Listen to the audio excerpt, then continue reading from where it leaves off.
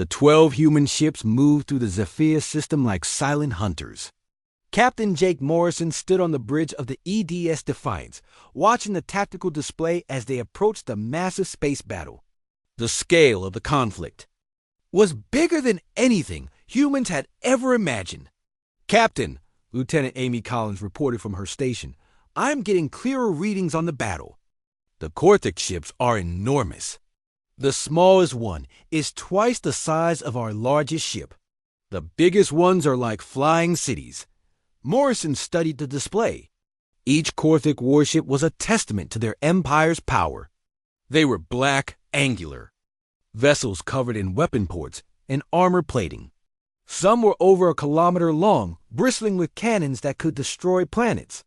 Their formations moved with the confidence of predators who had never met an equal opponent. The Zilani ships were smaller and more elegant. They had smooth, curved hulls that reflected light like polished silver. But many of them were damaged, trailing atmosphere and debris. They fought bravely, but they were clearly losing. "Sir," called out Ensign Tony Martinez from the communications station, "I am detecting a transmission from one of the Zilani ships. They are using the same translation protocol from their original message." "Put it through," Morrison ordered. A voice filled the bridge, speaking in heavily accented English through the translation system. "Unknown vessels, this is Commander Veltar of the Zilani Defense Force. You are entering a combat zone. Please identify yourselves immediately." Morrison walked to the communication station. "Commander Veltar, this is Captain Jake Morrison of the Earth Defense Corps. We received your message. We are here to help." There was a long pause. Then Commander Veltar's voice returned, and Morrison could hear the shock and relief in it. "Captain Morrison, you came? We sent that message weeks ago. We did not know if you would receive it or if you would care about our problems. We received it, Commander, and we care. What is your current situation?" "We have 18 ships left, Captain. Most are damaged. The Cortex have over 200 ships, and they are preparing for a final assault on our orbital stations. Our people, our families, are on those stations. If they fall, the Zilani Federation dies today." Morrison looked at his tactical display. The human fleet consisted of 12 ships, each one smaller than even the tiniest Cortex vessel. By any reasonable measure, they were completely outmatched. But Captain Morrison had not come here to be reasonable. "Commander Veltar, we are going to help you win this battle. Can you send us detailed information about Cortex ship designs and weapons?"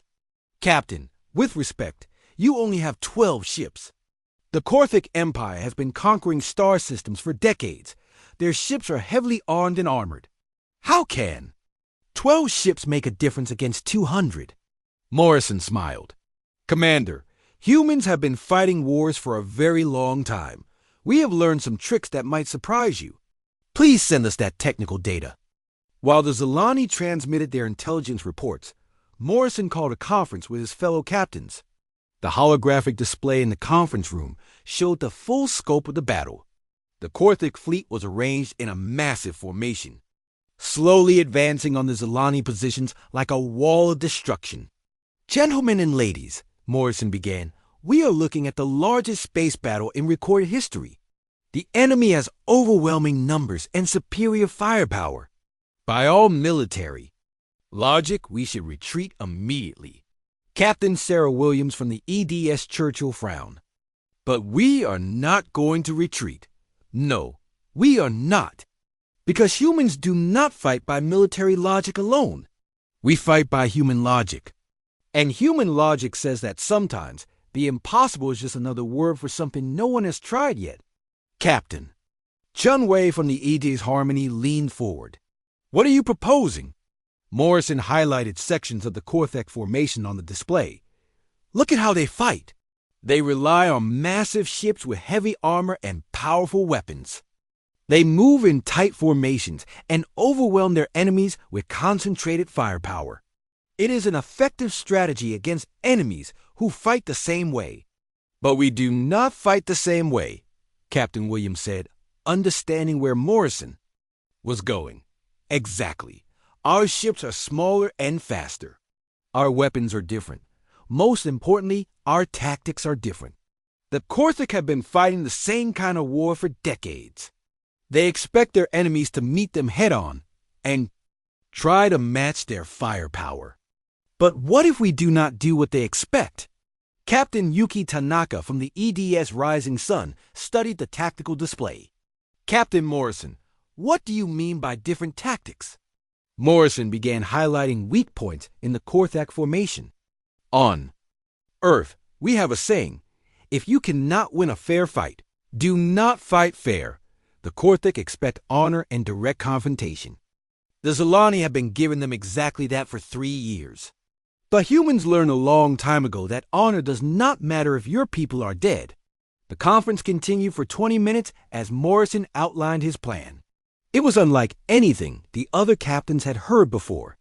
Instead of engaging the Korthik fleet directly, the human ships would spread out and attack from multiple directions.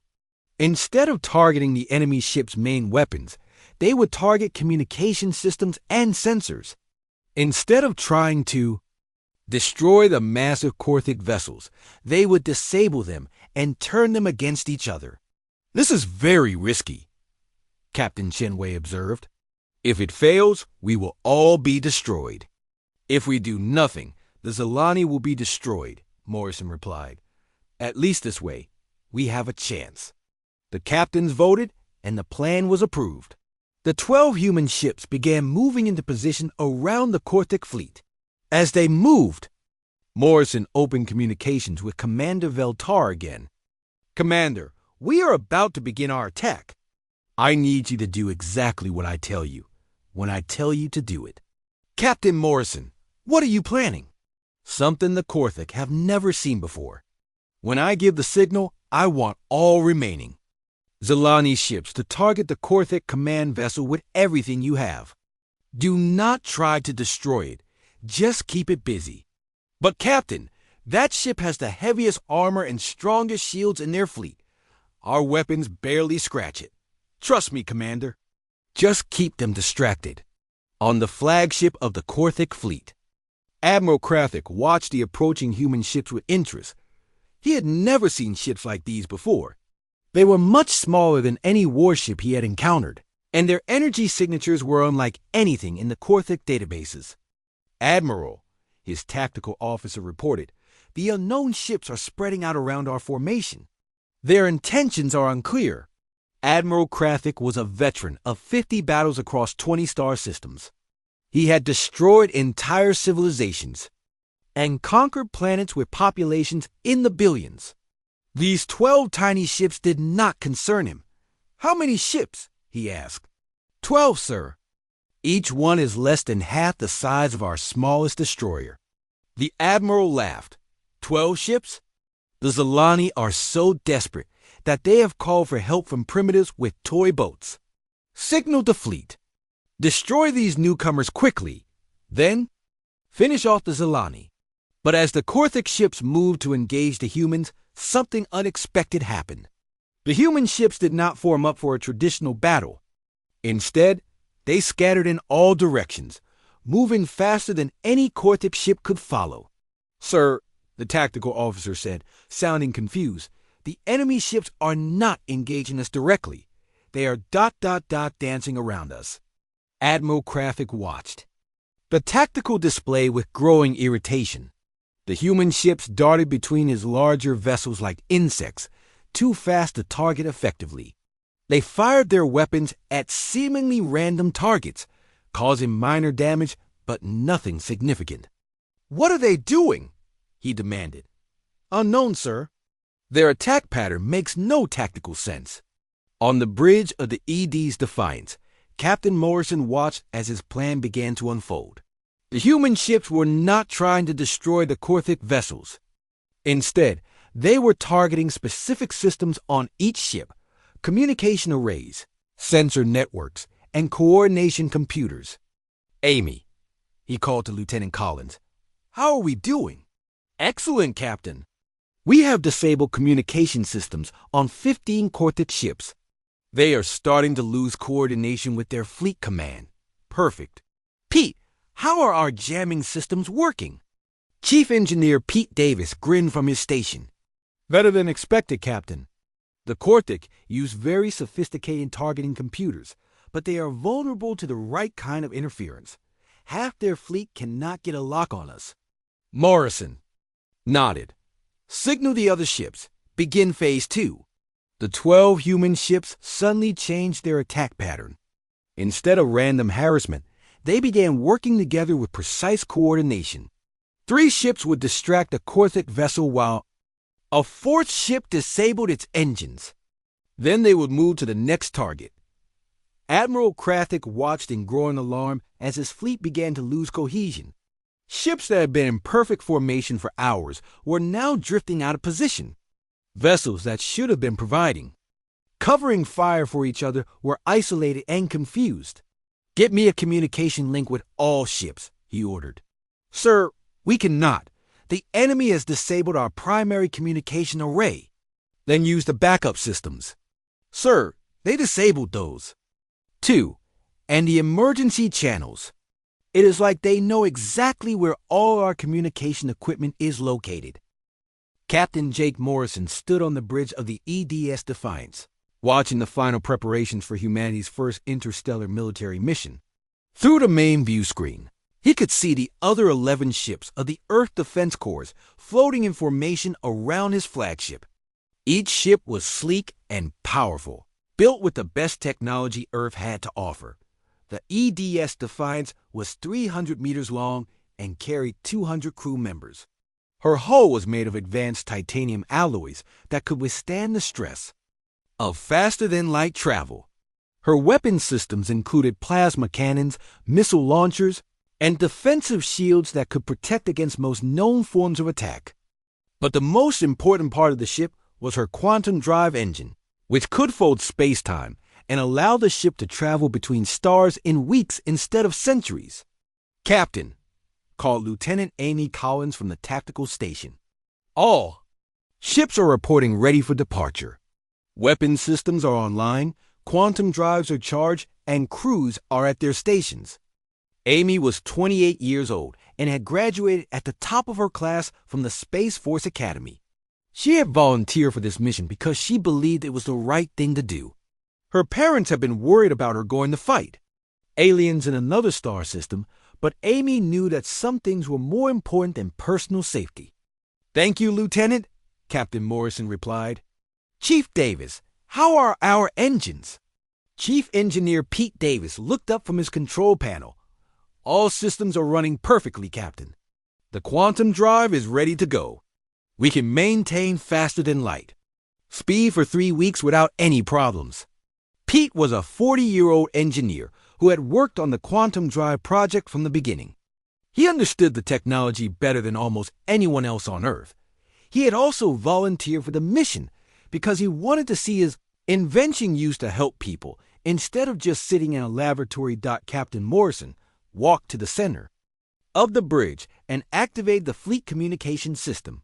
All ships, this is Captain Morrison. In a few minutes, we will begin our journey to the Zephyr system. This is the first time humans have traveled to another star system to help strangers.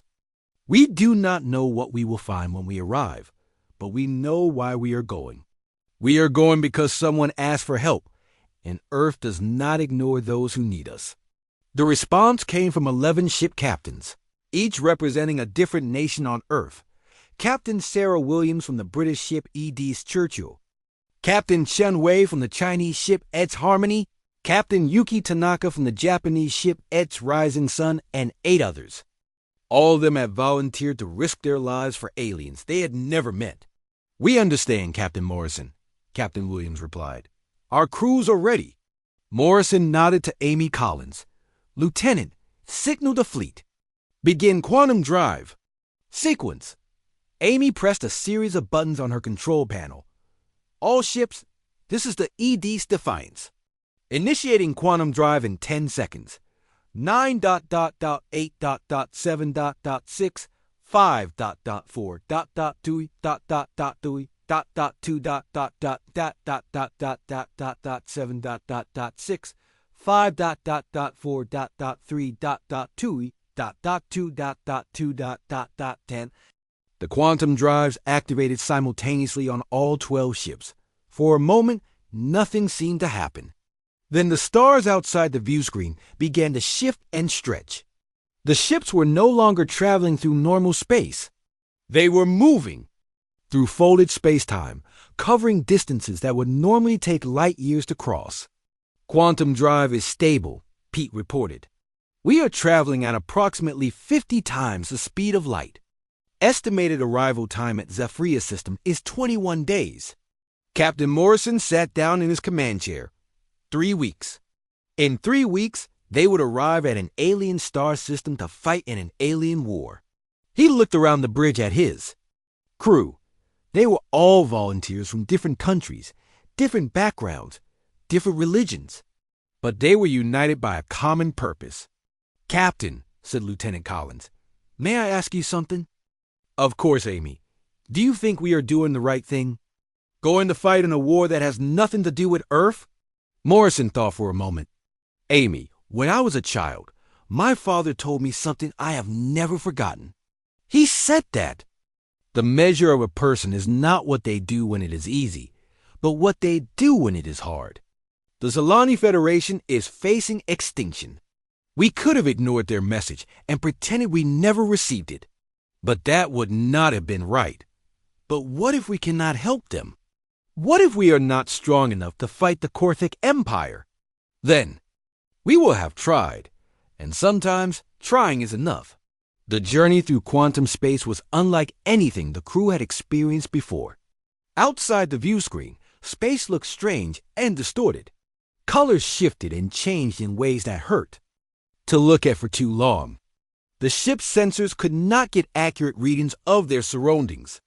They were traveling through a part of reality that human science barely understood. During the first week of the journey, Captain Morrison called regular meetings with his officers to discuss their mission. They studied everything they knew about the Zalani Federation and the Korthic Empire. The Zalani were a peaceful species that had developed advanced technology but had little experience with warfare. The Korthic were a militant empire that had conquered dozens of star systems through brutal military campaigns. "The Korthic have over 200 ships," Lieutenant Collins reported during one of these meetings. "Each ship is larger than ours and carries more weapons. They also have experience fighting in space battles." "What about the Zalani?" Morrison asked. "The Zalani have less than 30 ships remaining," she continued. "Their technology is more advanced than ours in some ways, but their weapons are designed to disable enemy ships, not destroy them. They have been fighting a defensive war for 3 years. Pete Davis frowned. "Captain, if the Korthic have that many ships, how are 12 human ships going to make a difference?" Morrison smiled. "Pete, the Korthic and Zalani have been fighting the same way for 3 years. They expect their enemies to fight according to certain rules. But humans do not always follow the rules that others expect." "What do you mean?" "I mean that we have been fighting wars on Earth for thousands of years. We have learned things about warfare that these aliens might not know. The Korthic are used to fighting enemies who are weaker than them. The Zalani are used to fighting with honor and following the rules of war. But humans have learned that sometimes you have to be creative to win." During the second week of the journey, the crew began preparing for battle. They ran training exercises, tested their weapons, and studied the star charts of the Zephyr system. Captain Morrison also sent messages to the other ships in the fleet, coordinating their tactics. "The key," he explained to his fellow captains during a video conference, "is not to fight the Korthic the way they expect. They are used to overwhelming their enemies with superior numbers and firepower. If we try to fight them that way, we will lose. But if we fight them our way, we might have a chance." Captain Williams from the EDS Churchill nodded. "What are you suggesting?" "I am suggesting that we use human tactics. We fight smart, not just hard. We use surprise, misdirection, and creativity. We turn their strengths against them." Captain Chen Wei from the EDS Harmony looked skeptical. Captain Morrison, these are not human enemies. They are aliens with advanced technology. Will our tactics work against them? Jen, warfare is warfare. The technology changes, but the basic principles remain the same. Humans have been fighting each other for so long that we have learned every trick in the book. Now we get to use those tricks against aliens who have never seen them before. During the third week, the crew began to feel the stress of the approaching battle. They were traveling to fight enemies they had never seen, using tactics they had never tested against alien technology. Many of them wondered if they would ever see Earth again, but there was also excitement. They were making history. They were humanity's first ambassadors to the galaxy, and they were going to make a statement about what kind of species humans were. "Captain," Lieutenant Collins said one evening, as they sat in the ship's mess hall, "do you think other alien civilizations will hear about what we are doing?" "I am sure they will," Morrison replied. "News travels fast, even in space. If we succeed in helping the Zilani, every alien civilization in the galaxy will know that Earth helps those who cannot help themselves. And if we fail, then they will know that Earth tried. Sometimes that is just as important." On the 21st day of their journey, the quantum drives began to shut down. The stars outside the view screen stopped shifting and returned to normal. The 12 ships of the Earth Defense Corps dropped out of quantum space at the edge of the Zephyr system.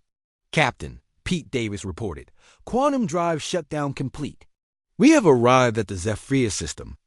Captain Morrison stood up and walked to the view screen. In the distance, he could see the star that the Zilani called home. Somewhere around that star was a planet where an alien civilization was fighting for survival. "All stations, battle alert," he announced. "Amy, scan the system. I want to know what we are flying into." Lieutenant Collins worked at her station for several minutes, analyzing the sensor readings. What she found made her face go pale. "Captain, I am detecting a massive space battle near the fourth planet. There are over 200 large ships engaged. In combat, the battle has been going on for hours. The smaller ship." Dr. Lisa Murphy sat alone in the Deep Space Communication Array control room in the Australian desert. It was 3 in the morning, and she was the only person awake in the entire facility. The night shift was always quiet. Usually, she spent her time monitoring routine satellite communications and checking equipment. Tonight started like any other night. She was drinking her third cup of coffee when the alarm started beeping. Lisa looked at her computer screen and frowned. The system was picking up a signal from deep space. That was not unusual. They received signals from distant stars all the time. But this signal was different. It was clearly artificial, and it was aimed directly at Earth. Lisa adjusted the receivers and cleaned up the signal. What she saw made her hand shake. The signal contained mathematical formulas, star charts, and what looked like a language translation. Guide. Someone or something was trying to communicate with Earth. "This cannot be real," she whispered to herself. But it was real. The signal was coming from a star system over 100 light years away. The mathematical formulas were correct. The star charts matched what human astronomers knew about that region of space. And the translation guide was brilliant. It used universal mathematical concepts to explain grammar and vocabulary. Lisa spent the next 2 hours working on the translation. Her computer systems helped, but she had to check every word carefully. What she finally translated made her heart pound with fear and excitement. The message was from aliens. Real aliens. And they were asking for help. Lisa read the translated message 3 times to make sure she understood it correctly. The Zilani Federation was being destroyed by something called the Korthek Empire. An entire civilization was about to be wiped out, and they were asking humans to help them. Lisa picked up her secure phone and called her supervisor, Dr. Robert Hayes, waking him up at home. "Dr. Hayes, you need to come to the facility right now. We have received a message from aliens." "Lisa, are you feeling okay? Do you need to go home?" "I am serious, sir. We have received a message from an alien civilization. They are asking for help. You need to see this. Dr. Hayes was quiet for a moment. I will be there in 30 minutes. Do not tell anyone else about this until I arrive. Those 30 minutes felt like 30 hours. Lisa kept checking the translation, making sure she had not made a mistake. But the message was clear. The Zilani Federation was a peaceful civilization being destroyed by a brutal empire. They had somehow detected human communications and were asking Earth for help. When Dr. Hayes arrived, Lisa showed him everything. The original signal, the translation guide, the translated message, and the images the aliens had sent. Pictures of beautiful crystal cities being destroyed. Pictures of refugee camps filled with alien families. Pictures of massive warships attacking helpless civilian targets. Dr. Hayes stared at the screen in shock. This is real? Yes, sir. I have checked everything twice. The signal is authentic. The translation is accurate. These aliens are really asking for our help. Dr. Hayes immediately called the Australian Prime Minister's office. Within an hour, the message was being transmitted to every major government on Earth. The President of the United States, the Prime Minister of the United Kingdom, the President of China, the President of Russia, every world leader was woken up and told about the alien message. President Collins was in the Oval Office by 6 in the morning, meeting with his top advisors. General Frank Rodriguez, the head of the U.S. Space Command, had flown in from Colorado. Secretary of Defense Patricia Lane was there, along with the heads of the CIA, NSA, and NASA. Is this message authentic? President Collins asked. Dr. Amanda Foster from NASA answered, Mr. President, we have analyzed the signal from every possible angle. It is definitely from an alien civilization. The mathematical proofs they included are correct. The astronomical data matches our observations. This is real. General Rodriguez spread star charts across the table. The Zephyr system is here, about 112 light years away. According to the message, the Zilani Federation is fighting for survival against an empire that wants to destroy them completely. President Collins studied the translated message. They say they observed our unity and strength. What do they mean by that? Sir, Dr. Foster explained, for the past 50 years, Earth has been broadcasting radio and television signals into space. Any civilization with the right technology could intercept these signals and learn about us. They would see that we have managed to unite our planet despite thousands of years of conflict. Secretary Lane leaned forward. Mr. President, even if this message is real, what can we do? We are talking about a star system over 100 light years away. Our fastest spacecraft would take thousands of years to get there. General Rodriguez cleared his throat. Actually, ma'am, that is not entirely accurate. The Quantum Drive project has been testing faster-than-light travel for the past 2 years. We have successfully sent unmanned probes to nearby star systems. With our current technology, we could reach the Zephyr system in about 3 weeks. President Collins was surprised. We have faster-than-light travel? Yes, sir. The project has been classified, but we have been preparing for the possibility of contact with alien civilizations. We have built 12 interstellar-capable warships as part of the Earth Defense Corps. Warships? Yes, sir. We always knew that if we met aliens, they might not be friendly. We wanted to be prepared. President Collins called for an emergency session of the United Nations Security Council. Representatives from every major nation met via secure video link. The alien message was shared with everyone. The debate that followed was intense. The Russian representative spoke first. This could be a trap. How do we know these aliens are telling the truth? How do we know they are not trying to lure us into a conflict? The Chinese representative agreed. We know nothing about these aliens or their enemies. Why should we risk human lives for strangers? But the British representative disagreed. The message includes clear evidence of genocide. We are watching an entire civilization being destroyed. Can we really do nothing? The French representative added, if we can. Help! Do we not have a moral obligation to do so? The debate continued for hours. Some nations wanted to send a peaceful diplomatic mission. Others wanted to ignore the message completely. Some suggested sending supplies instead of military forces. Finally, President Collins spoke. Ladies and gentlemen, we are facing a decision that will define humanity's place in the galaxy. Are we the kind of species that helps those in need, or are we the kind that ignores suffering when it is not our problem? The Indian representative raised her hand. Mr. President, what are you suggesting? I am suggesting that we respond to this message not with diplomacy or supplies, but with military force. If these Korthik are committing genocide, then we stop them.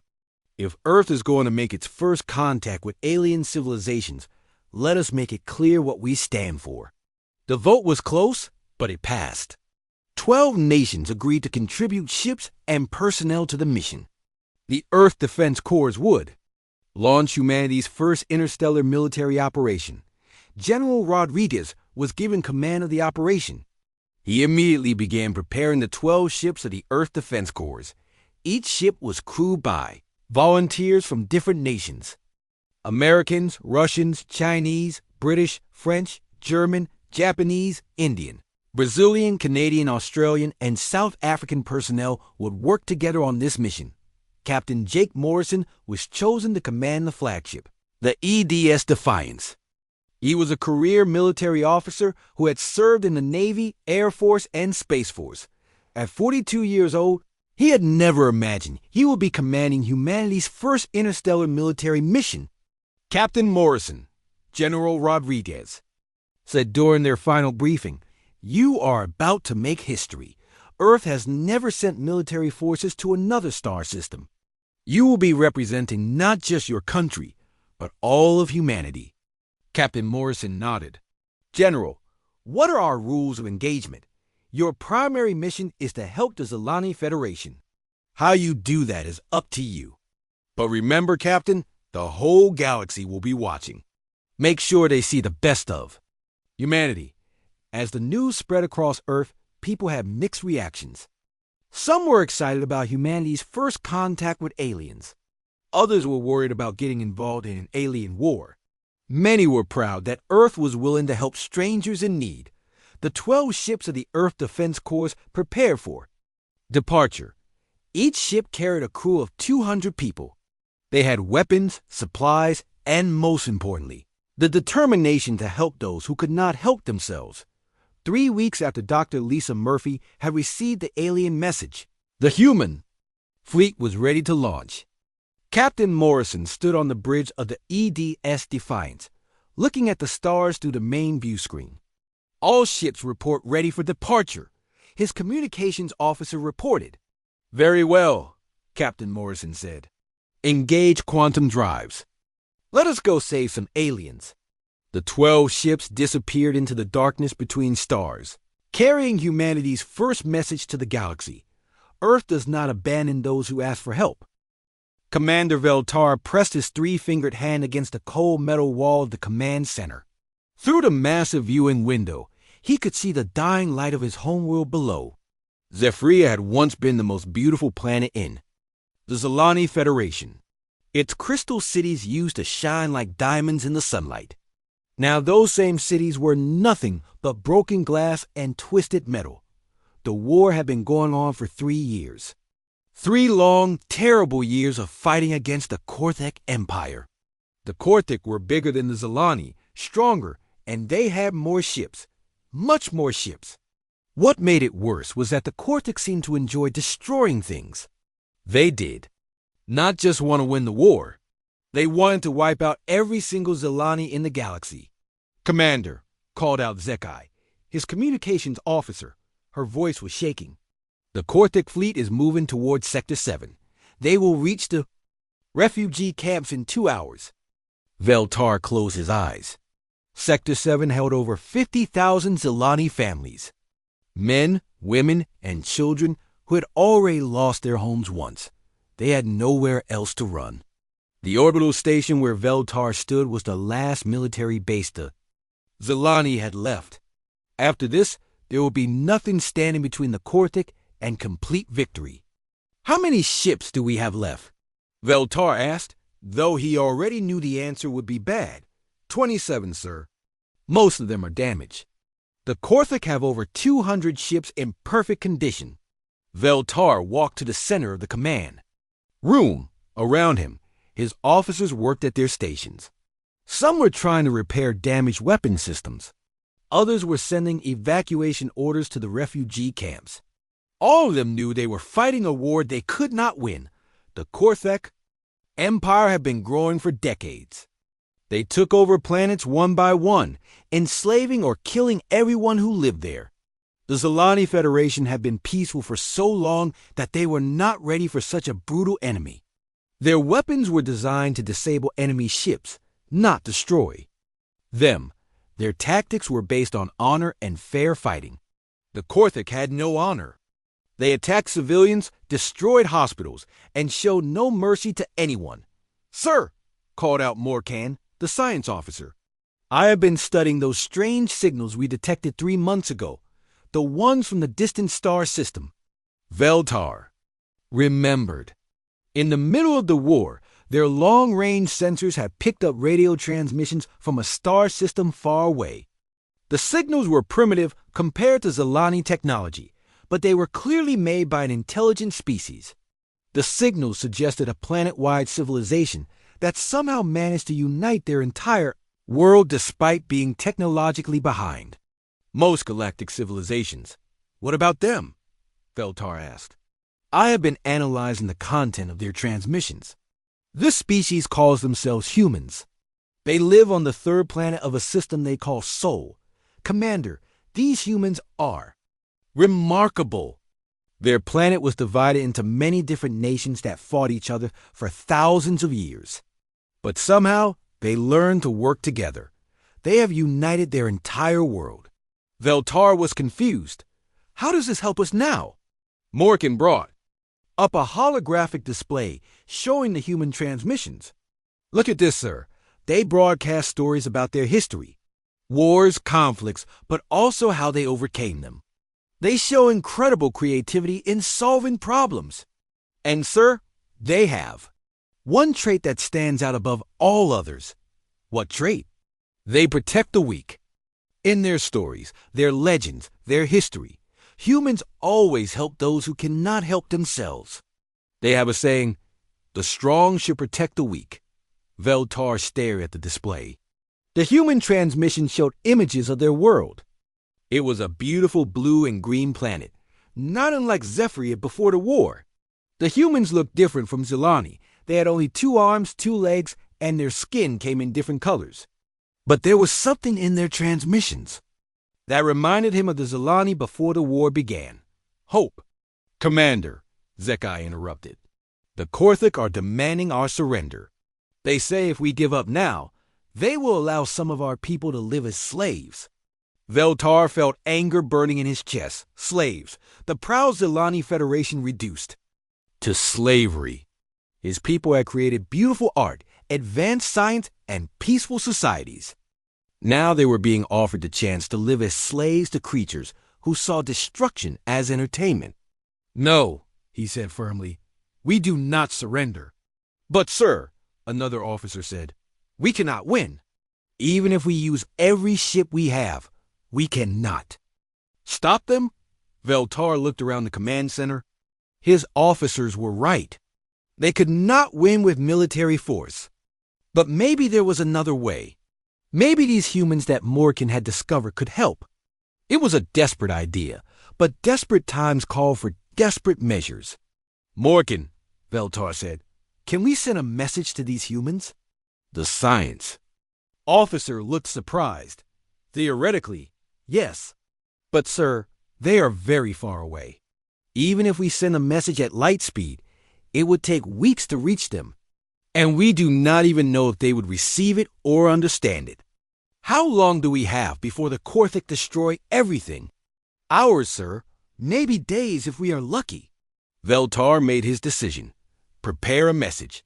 Send it to the human homeworld. Include our mathematical and scientific databases so they can translate it. Tell them who we are and what is happening to us. Sir, even if they receive the message and understand it, how could they help us? They are a primitive species. They have not even left their own star system. Veltar looked out the window again. Below, explosions lit up the night skies Korthak. Ships attacked the remaining cities. Because, Morgan, sometimes the best solutions come from those who think differently. These humans united their entire world. They have spent thousands of years fighting each other and learning from it. Maybe they know something we do not. The next hour was spent preparing the message. Veltar wanted to make sure the humans understood exactly what was happening. He included images of Zephyria before the war, showing the beautiful crystal cities and peaceful Zilani society. He included recordings of Korthak attacks, showing their brutality and lack of mercy. He included star charts showing the location of the Zephyria system. Most importantly, he included a simple plea: unknown species of Sol 3, we are the Zilani Federation. Our people face extinction. We have observed your unity and strength. Please, if you can hear this, we need your help. Message ready for transmission, sir, Zekai reported. Veltar nodded. Send it. The message shot out from the orbital station. At the speed of light, racing across the empty space between stars. It would take 3 weeks to reach the human homeworld, if it reached them at all. The humans might not even have the technology to receive it. Even if they did, they might not be able to translate it. And even if they could translate it, they might not care about the fate of aliens on the other side of the galaxy. But it was their only hope got as the message disappeared into the darkness of space. Alarms began ringing throughout the command center. The Korthak fleet was moving again, heading straight for the orbital station. Veltar and his remaining ships would make their last stand here, buying time for the refugee camps to evacuate. All ships, Veltar spoke into his communicator. This is Commander Veltar. We fight not for victory, but for time. Every minute we hold them here is another minute our people have to find safety. For the Federation. For the Federation, came the reply from 27 ships. The battle began. Veltar watched as his ships engaged the massive Korthak fleet. They fought bravely, but they were outnumbered 10 to 1. One by one, Zilani ships were destroyed or disabled. The orbital station shook as enemy weapons hit its shields. As the battle raged, Veltar found himself thinking about the message racing through space toward Earth. Would the humans receive it? Would they understand? Would they care? He would never. No. But somewhere in the darkness between stars, a message of hope was traveling toward a small blue world where species called humans had learned to turn their greatest weakness into their greatest strength. The Starbound raced toward the massive hegemony command ship, its hull scarred and smoking from battle damage. Jake could see the enemy vessel's main weapons charging, preparing the fire on Kepler 7. 2 million innocent people were about to die, and he had seconds to stop it. Captain, the plague is spreading through their fleet, but it's moving too slowly, Dr. Harper reported from the medical bay. The command ship crew is still functional. Jake's mind raced. The modified plague would eventually destroy the hegemony fleet, but not before they could massacre the colony below. He needed another solution, something the enemy wouldn't expect. Wait, Jake said suddenly. Dr. Harper, you said the plague spreads through ventilation systems and docking procedures. What if we could speed that up? How do you mean? What if we could force them to cycle their air systems faster? Make the plague spread through their entire ship in minutes instead of hours. Dr. Harper was quiet for a moment. That's actually possible. If we could cause a major hull breach, their emergency systems would pump air throughout the ship to maintain pressure. It would spread the plague particles everywhere.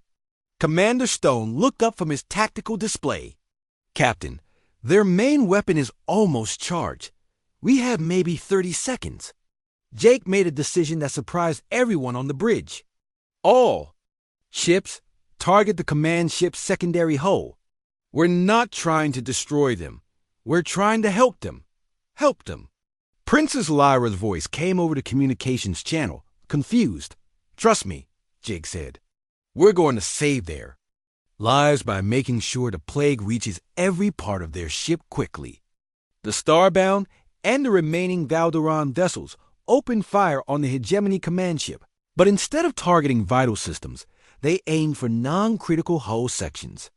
Their weapons punched holes in the ship's armor, causing massive decompression. Direct hit on sections 12 through 15, Lieutenant Sarah Kim reported. They're venting atmosphere. Jake watched the enemy ship's emergency systems activate. Blast doors sealed the damaged sections while air pumps worked frantically to maintain pressure throughout the vessel. The plague particles that had entered through the initial torpedo strike were now being pumped to every corner of the ship.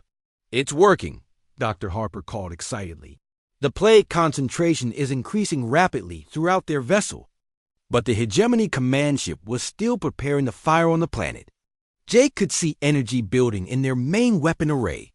They're going to get their shot off before the plague stops them, Commander Stone said grimly. Jake studied the tactical display. The enemy weapon was almost ready, but something caught his attention. The Hegemony ship's targeting system was fluctuating.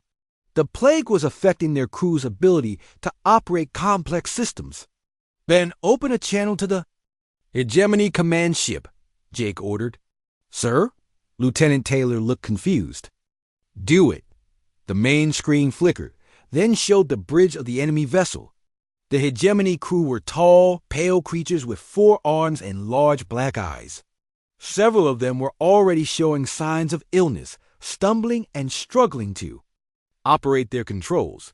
The Hegemony commander, a particularly large specimen with silver markings on his face, glared at Jake through the screen. Human vessel, you will surrender immediately or we will destroy the planet below. Actually, Jake said calmly, I don't think you will. You are in no position to make threats, the commander snarled. Our weapon is charged and ready. Yes, but can you aim it? Jake asked. The commander looked confused. What do you mean? Check your targeting system, Jake suggested. I think you'll find it's not working as well as it should. The Hegemony commander turned to one of his officers who was struggling with his control panel. The officer said something in their alien language, and the commander's expression changed from anger to alarm. What have you done to us? The commander demanded. We gave you back your own gift, Jake replied.